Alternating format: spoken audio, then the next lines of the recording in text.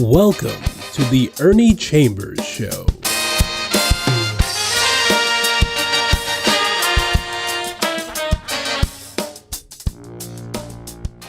Brothers and sisters, friends, enemies, and neutrals, everybody recognizes this as the period of politics because it is the year when a president will be elected, and I'm sure, as I am, that my name is Ernie Chambers, that Kamala Harris is going to be the next president of the United States.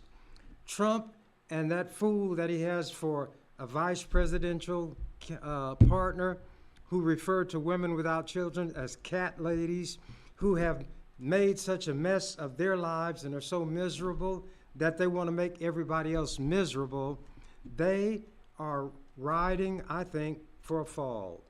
And instead of making fun of her name, as Trump tries to do now, he's going to find out when it's over, instead of Kamala Harris, it was Calamity Jane. Calamity Jane didn't take mess from anybody. So those words are by way of an introduction to what I'm going to talk about. And I'm going to hold up something which you cannot really read or see, but what it is, to let you know that I really got it. It says, Omaha, Nebraska, Doubletree Hotel Executive Meeting Center, Omaha Downtown, 1616 Dodge Street, Omaha, Nebraska, 68102, Thursday, April 5th, 2007, 8 a.m. to 5:30 p.m. Special guest ticket.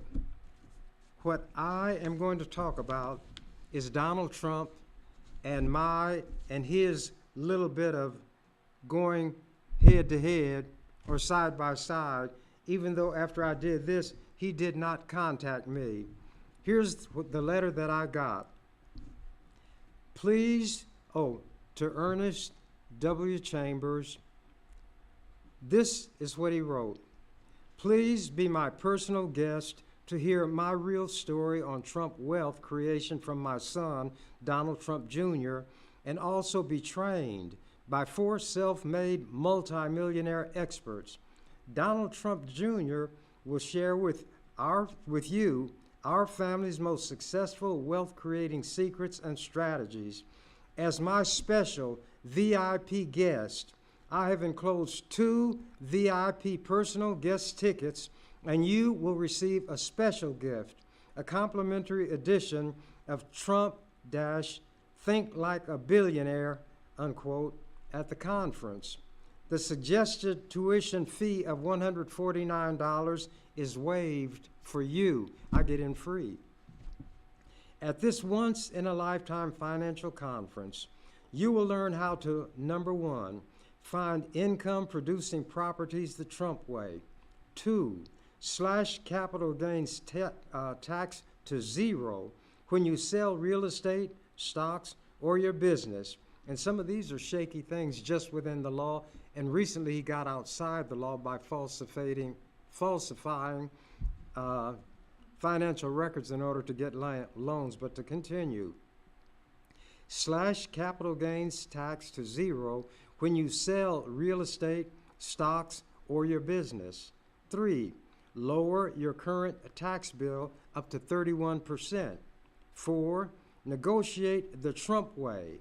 5, protect 100% of your personal assets from all lawsuits, liens, levies, bankruptcies, or even a divorce. And he knows something about divorces. 6, get government-approved investments guaranteeing 9.6% to 32% return. 7, learn the Trump way to cash in on the new $1 trillion booming foreclosure opportunity in 2007. Creating wealth the Trump way.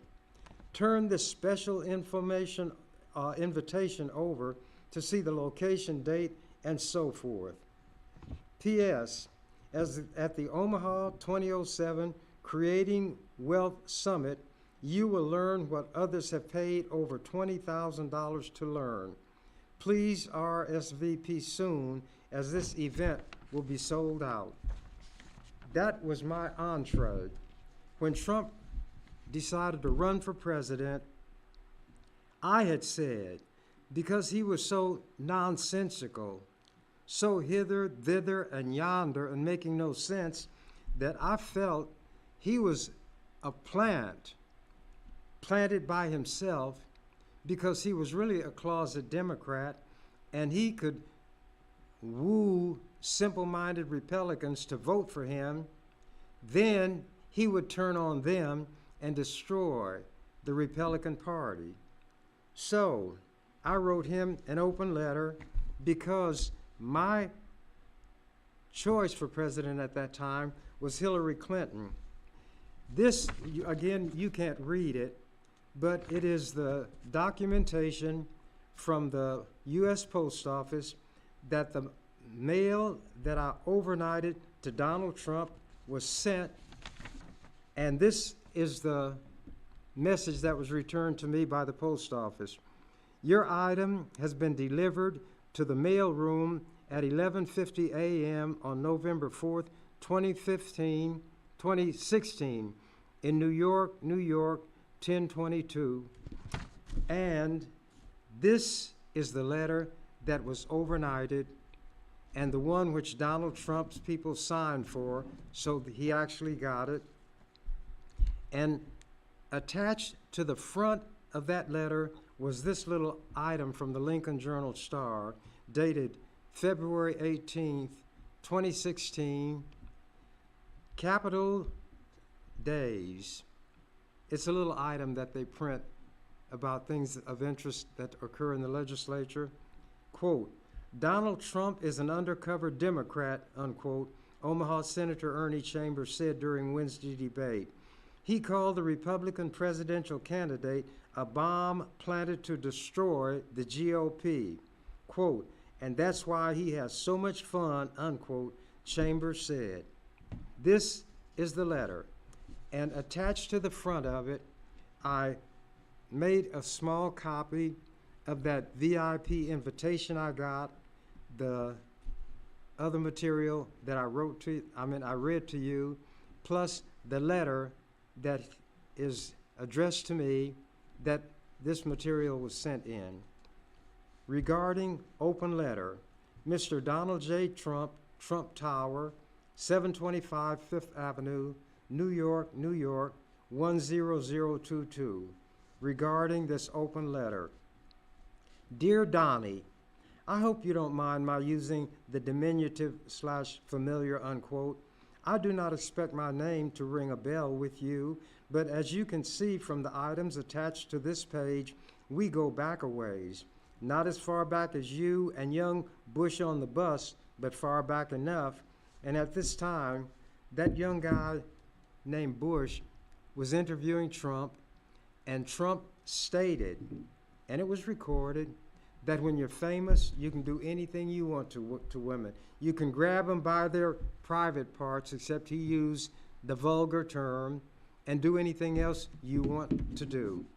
And when that came out during Trump's campaign, he was very upset. So that's why I said he and I go way back, but not as far as he and Bush on the bus. Quote, as the days dwindle down to a precious few, unquote, it is time for me, as your self-appointed ambassador without portfolio, AWOP, to write this letter. In keeping with the so-called October surprise craze, and for some reason it seems to always happen around October, and the following month, November, is the actual election, something pops up that nobody anticipated, and it has the power of shifting the direction that the election seemed that it would go. So that's why I'm referring to it. In keeping with the so-called October surprise craze, exacerbated by the Comey fiasco, I am contributing my own version of a November surprise, 3 exclamation points, which is this open letter to you. In keeping, mirroring the extraordinarily unique nature and style of your campaigning, the format of this letter is by terms helter-skelter and even a little bit jumbled and jivey. He was making those nonsensical statements that had no beginning, no ending.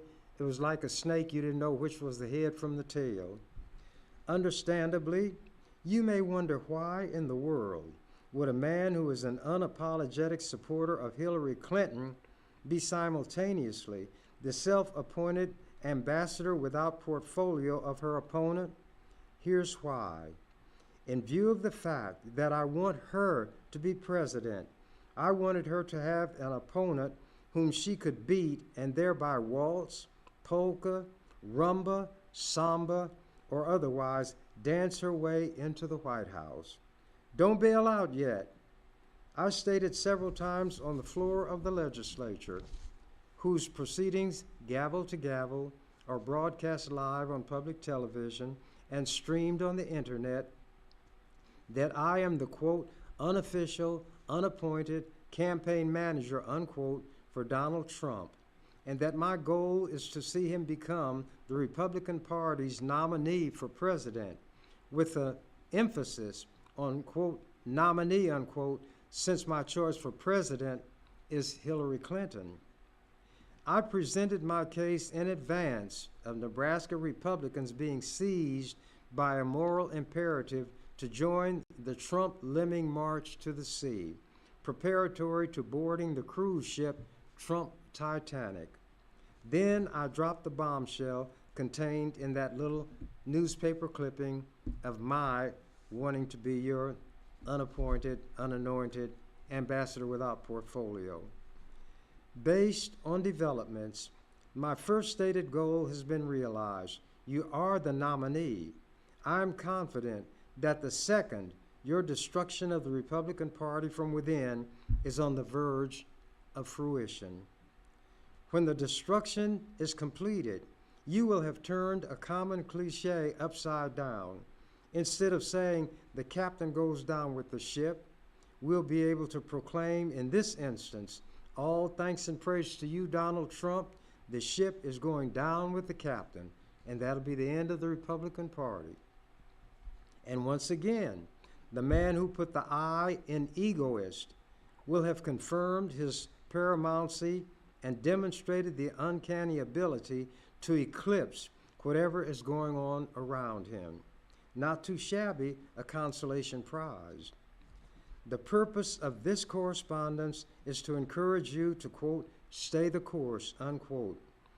Quote, when the going gets tough, the tough get going, unquote. That is susceptible of two interpretations. It could mean that they will double down, as you are wont to do, and redouble their efforts, even if it seems to serve only to make matters worse. Or they get going in the sense of scrambling to their feet and running away, which you are not wont to do. And want, in this case, is spelled W-O-N-T. Lest you misperceive or misunderstand, based on what I've written, my intent, let me make it clear by borrowing a famous passage from the bard Shakespeare's Julius Caesar. Friends, Romans, countrymen, lend me your ears. I come to bury Caesar, not to praise him. But with this essential, significant difference, I come not to bury Donald Trump, but to praise him.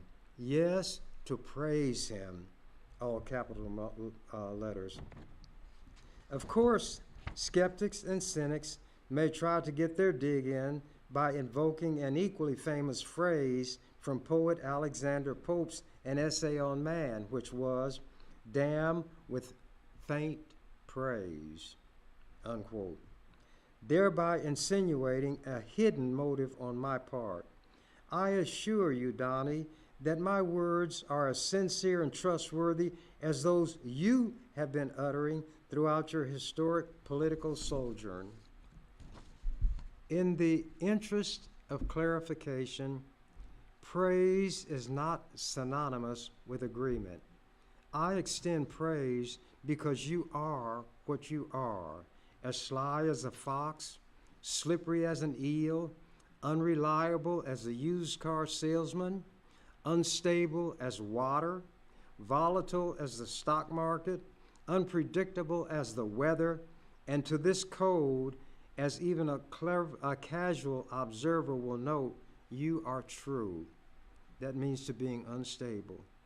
Take an extreme example.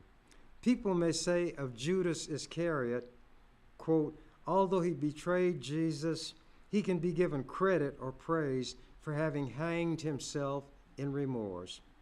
But since I like to put the cork in the bottle, use your situation as an example. And this is a large headline that appeared at the time.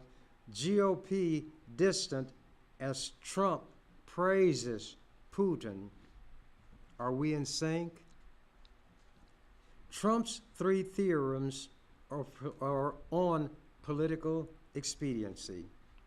People have heard of Einstein's theory of relativity, Newton's laws, gravity and motion, Occam's razor, which is to use the shortest, most direct route to get to your point, and Machiavelli's The Prince. But this is the first time Trump's theorems will have seen the light of day. I doubt that you yourself have formulated them in the manner that follows. Having carefully followed and analyzed your words and actions to the extent that such things are susceptible of analysis and formulation, I have undertaken the task. I don't know whether you arrived at these truths or theorems through study and conscious thought, or if they just came to you unbidden like photosynthesis, or in the way that water flows downhill and seeks its level. In a nutshell, here is the essence of each of the 3. The first theorem, fool all. Second theorem, lie, dumb down. Third, promise them the world. 3 playbooks. Each theorem follows the playbook of a well-known personage. Abraham Lincoln's playbook was you can fool all the people some of the time. Hitler's playbook, Mein Kampf, lie and dumb down. Satan's playbook, promise them the world. First theorem, Lincoln's playbook.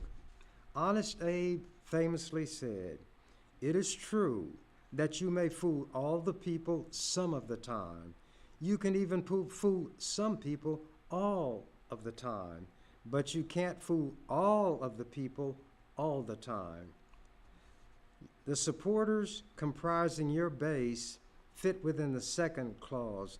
You can fool some people all the time. And you have done so, and are doing so masterfully. Regardless of what you say or do, no matter how outlandish, preposterous, untrue, or unintelligible, your base unthinkingly and uncritically remains steadfastly with you. Fool all has been achieved. You can fool all of them all the time. The second theorem from Hitler's playbook, quote, all propaganda has to be popular and has to adapt its spiritual level to the perception of the least intelligent of those towards whom it intends to direct itself. The great masses of the people will more easily fall victim to a big lie than to a small one.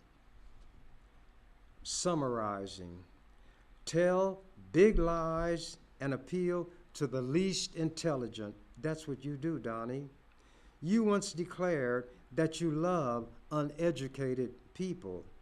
Did you by chance have that second theorem of Hitler in mind? As king of hyperbole, that means overstatement, and the superlative, you have regularly unleashed some whoppers which your base thrives on like a hungry lion devouring red meat. A sub-theorem might be, quote, if you're going to strike out, do so swinging for the fences rather than trying to bunt. For the record, this is not to say that you are a Nazi or that your ideology is Nazism. although some have made such an allegation. My point is merely to show the similarity between your approach and Hitler's is inescapable. Examples: promise everything to everybody at a cost to nobody. 2. The United States can sustain itself as a self-contained economic island on this planet. All these are lies. 3. Reopen obsolete Rust Belt manufactories to produce goods for sale only on the U.S. market and give millions of good high-wage jobs to everybody who wants one, and there's no reason to raise the minimum wage, which is too high anyway. These are things that Trump promised. 4. Never detail how anything is to be accomplished. It simply will be, period.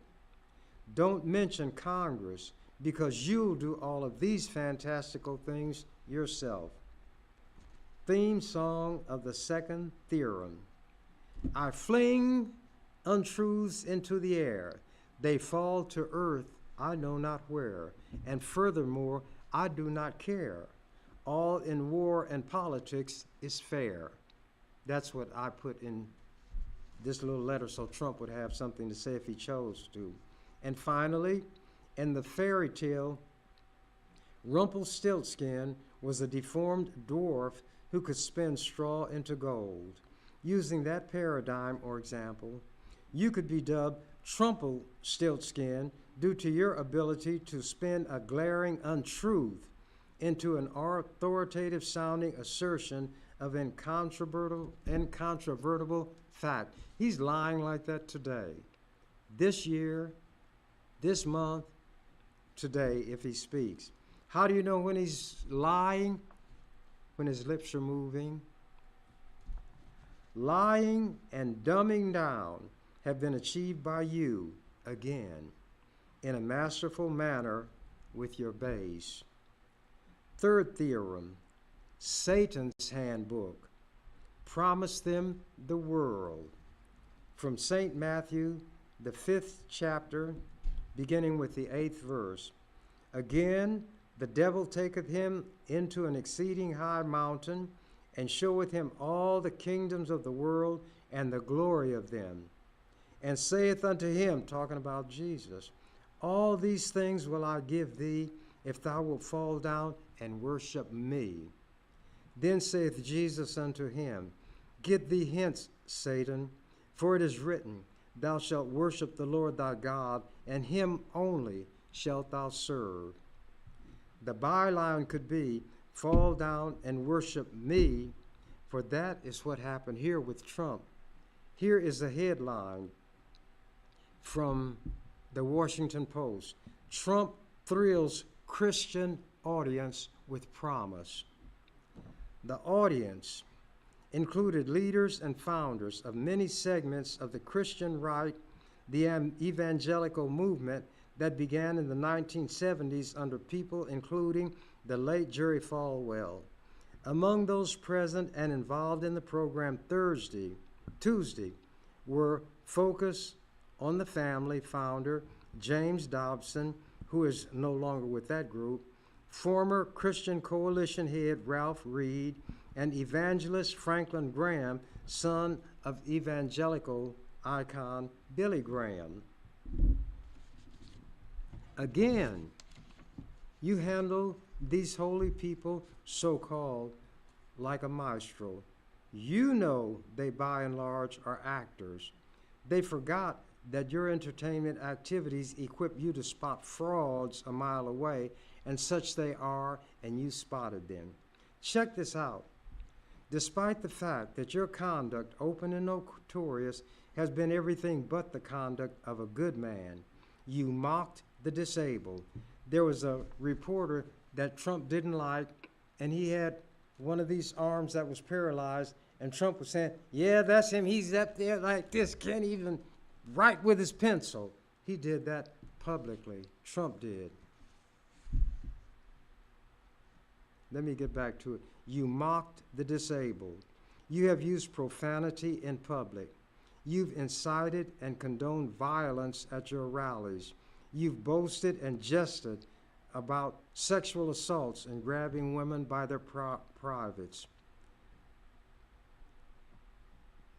Let me get it. You've insulted, denigrated, and debased women. You've encouraged religious bigotry against Muslims. You've insulted, stereotyped, and disparaged, quote, Mexicans, unquote, as rapists, criminals, and murderers. Yet, because you made promises to these religious people and showed them all the kingdoms of the world as part of the package, they, in effect, fell down and worshiped you. Becoming willfully blind, here's what they had to do in order to go along with your program and gain your favor. He walks like a duck, he quacks like a duck, he looks like a duck, therefore he must be a chicken. He was the opposite of everything that Jesus talked about. And if you watched him just the other day, he, like an evangelist, said, you Christians must get out and vote. And if you vote this one time, you'll never have to vote again. And he let the cat out of the bag. There is a document 900 pages long put out by the Heritage Foundation called Document 2025 for the year. They hope Trump will win. It talks about how they're going to dismantle democracy, voting, government agencies like the Department of Education and so forth, and turn America into something nobody even imagined could happen. But that's what Trump did. And also, you know what the hypocrite did? He had a Bible printed called the Trump Bible, and he put the Declaration of Independence or the Constitution in the book, even though Revelation said, whoever adds to this book or takes away from it, to him shall be added the plagues spoken of in this book, meaning the Bible.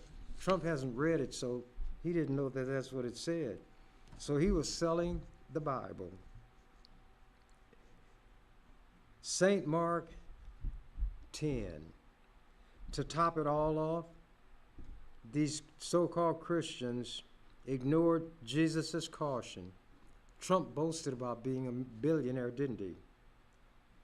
It is easier for a camel to go through the eye of a needle than for a rich man to enter into the kingdom of God. But he's the one leading these Christians now out of the wilderness into the swamp.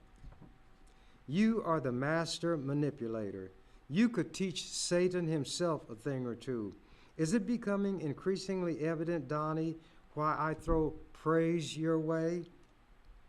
Donald Trump as Teflon Politico. Donnie, I deal in analogies.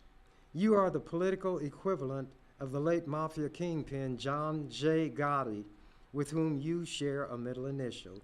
He came to be known as the Teflon Don because nothing stuck in terms of charges for various and sundry criminal activities ranging from murder and kidnapping to bribery. A natty dresser, that means out of sight, impeccably dressed, enamored of or in love with sartorial elegance.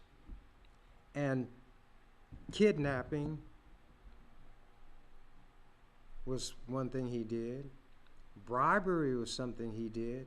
Murder was something he did. But he was dubbed the Dapper Don because of how well he dressed, and the Teflon Don because nothing stick. He worked his way up through the ranks, and I wanted to educate Trump about the kind of criminal element he was a part of. And most people are unaware of these things in the specificity that I use here. He worked his way up through the ranks from petty crook to captain in the Gambino crime family, the best organized and most powerful crime outfit in the country at that time. In 1985, the Teflon Don took over the operation after he ordered the rubbing out of then top dog Paul Castellano. Poor Paul met his maker as he exited a Manhattan steakhouse, indicating that consuming too much red meat may be detrimental to one's health. Finally, Boss Gotti's luck ran out, and his Teflon veneer was perforated when fellow mobster Sammy the Bull Gravano turned into Sammy the Rat, as stool pigeons were known in the rackets, and testified against Gotti in a deal with the feds.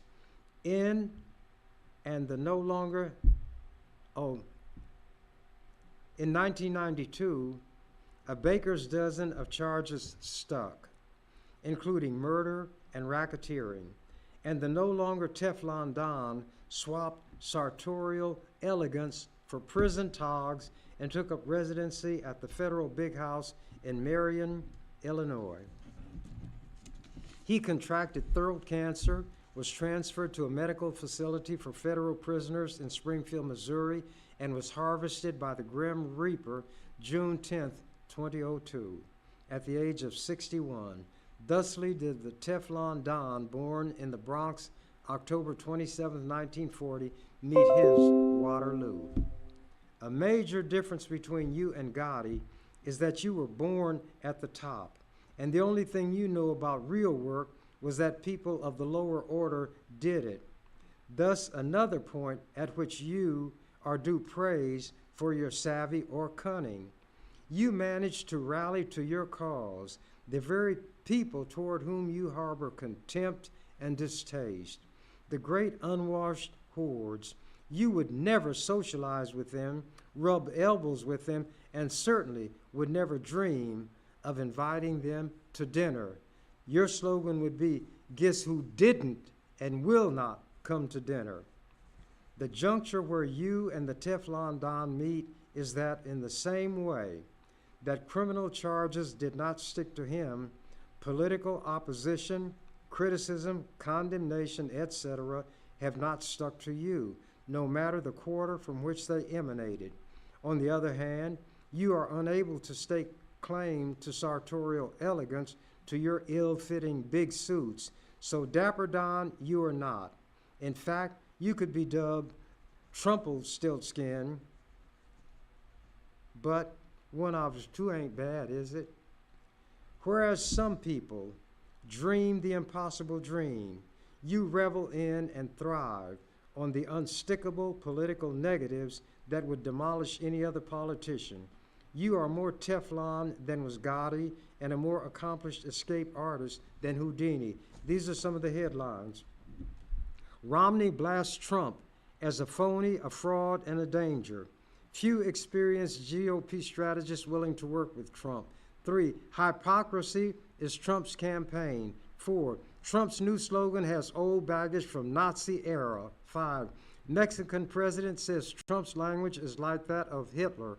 6, villains grow as Trump polls slide. 7, Priebus ducks questions about Trump's character. 8, Trump used charity money to buy sports memorabilia. 9, Republicans say don't donate to Trump. 10, Gary Johnson, a top Republican in the House. Trump is clearly a racist. 11, star tweet haunts Trump. Some ugly stuff he put out there. 12, Trump dismisses attacks. 13, GOP reaches new level of panic over Trump. 14, Trump may delay release of tax returns. 15, GOP big shots turn on Trump over judge attack. 16, the huckster populist. I gotta hurry right along. Let me touch on something that is very much worthy of note. The story can be told mostly by way of newspaper articles. The first article is dated February 22nd, 2016, Omaha World Herald, and says in pertinent part, presidential election. Trump says Ricketts family is against me. Donald Trump took aim at the Ricketts family Monday after it was disclosed that Marlene Ricketts, the wife of Joe Ricketts, was behind an anti-Trump super PAC that pummeled Trump via direct mail pieces in Iowa, New Hampshire, and South Carolina. Trump issued a veiled threat against the family on his famous Twitter account, accusing them of, quote, secretly, unquote, spending money against his presidential bid. For the record, Rick's donation was publicly disclosed over the weekend by the Federal Election Commission. Trump's tweet, quote, "I hear the Ricketts family who own the Chicago Cubs are secretly spending money against me. They better be careful. They have a lot to hide, exclamation point," end of quote. Marlene Ricketts fired back through a spokesman, saying Trump was too unpredictable to be president. Marlene Ricketts shares the disappointment of many Trump supporters who believe that our leaders in Washington have failed us, and also believes our next president must be a principled leader. In her view, Donald Trump has not been a consistent conservative and therefore would be unpredictable as our party leader. That's what Brian Baker, an advisor to the Ricketts family, said to the public. Marlene Ricketts gave $3 million to a super PAC known as Our Principles PAC. It was created in January with the help of Katie Packer, a former aide to Mitt Romney in his 2012 presidential campaign. Ricketts is married to Joe Ricketts, the founder of TD Ameritrade, a successful online trading company. She and Joe Ricketts are the parents of Pete Ricketts, the governor of Nebraska. Continuing. Being rich, my writing now, being rich and accustomed to having their way, the Ricketts family failed to take time to find out who they were messing with, didn't they, Donnie? The article contains the warning you issued about them having something to hide. It reminds me of a situation where the housekeeper of an archbishop was of the opinion that skeletons are found in every family's closet.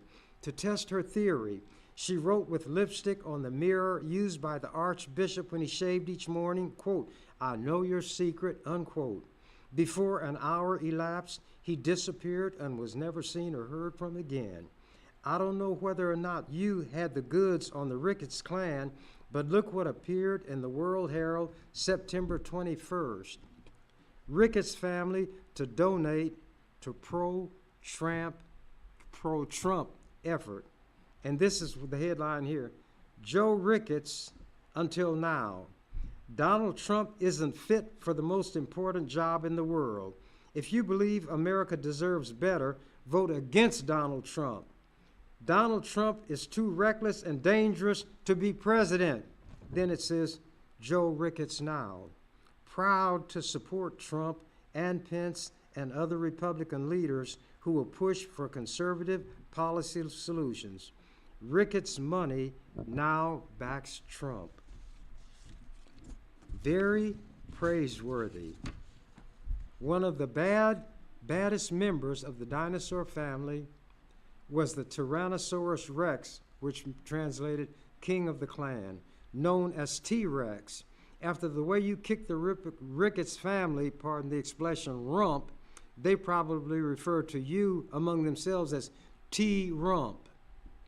Considering that you made any number of political big shots and hot shots turn around, a little ode to T-Rump is in order. Ricketts's, Paul Ryan, Ted Cruz, and Mark Rubio, Nick Gingrich, Christie, et al. Are all of those who backed up and knelt down. This is the ode I wrote to you, Donnie. You made them falter and brought them to heel. Then at your altar, you forced them to kneel. Did the change consist of stealing my gesture?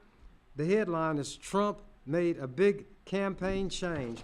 You can't really make that out, it's too small, but it shows Trump with his hands like this in front of his chest, and I was standing like this when I was speaking before the legislature. Under my picture it says, Senator Ernie Chambers makes a point during debate on the floor of the legislature in February. Chambers is seen as the master of the filibuster in the legislature. Under Trump, above Trump's head, it says, Trump made a big campaign change. Republican presidential candidate Donald Trump speaks during a campaign rally Wednesday. I know you have better things to do than to read a letter about yourself. But as you lick your wounds after the election, you may find solace or comfort by comparison in reading this. That was my letter to your president who won that time, Donald Trump. Now, I don't know how much time I have left. I'm going to try to get something out. Now, I cannot sing, but I write rhymes, and I did write a song if I can find it.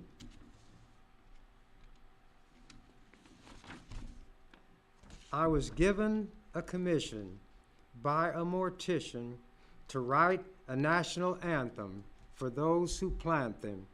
And this is sung to the tune of My Favorite Things. I can't sing, but I can approximate it.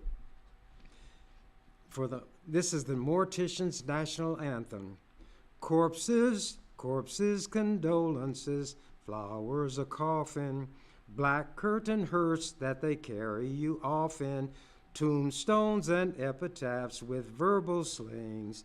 These are a few of our favorite things. Churches and eulogies, pallbearers, mourners, weeping and wailing in all the church corners, choirs droning dirges that make grown men cry. These are the things that take place when folks die. Fine embalming keeps the corpse fresh, add some makeup too. Then a good service lends just the right touch, and all of this waits for you. Graves freshly dug with stone vaults placed inside them. Caskets are placed in those vaults that do hide them. Florists, morticians, grave diggers, and such.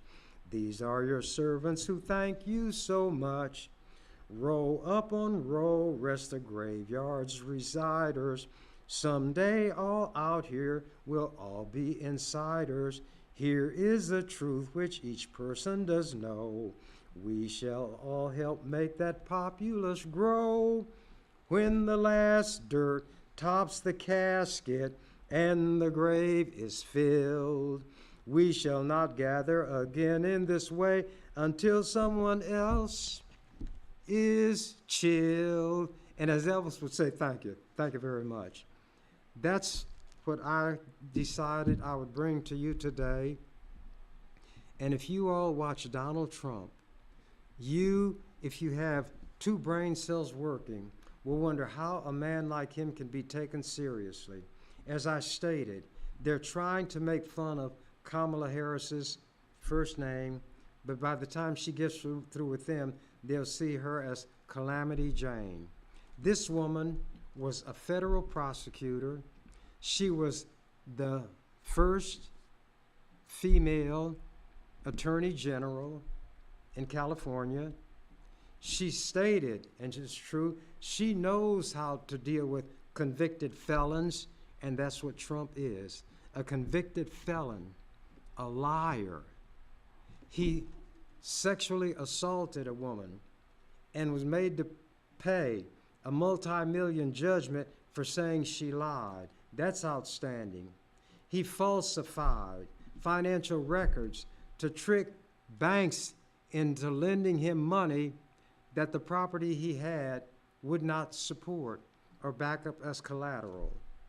Because he is a convicted felon in whatever state it was, maybe Massachusetts, he had, or Delaware anyway, he had a license to carry a concealed weapon, and that was revoked. And when it was revoked, somebody said, well, I guess he'll have to use an unlicensed weapon if he's going to stand in the middle of Fifth Avenue and shoot somebody, which is what he said he could do, and it wouldn't change a vote against him.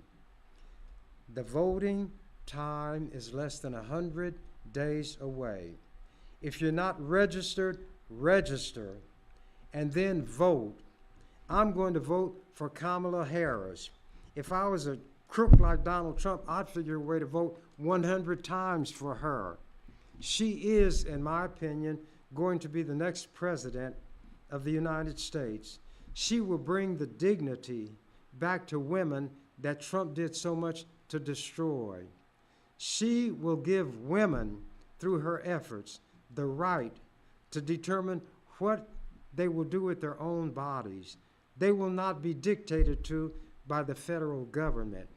So Kamala Harris is going to name her running mate soon. And Tuesday, they're going to hit the campaign trail. Stay tuned. Watch carefully. Pay close attention. And when you mark that ballot, mark it for the next President of the United States, Kamala Harris. That's what I intend to do. I believe that I've reached the point where I'll say what the canary said when he found out the cage door to his cage was unlocked. I'm out of here. You've been watching The Ernie Chambers Show. If you'd like to leave suggestions, email us at ewcfacts@gmail.com. That's ewcfacts@gmail.com. This is an EWC Communications production.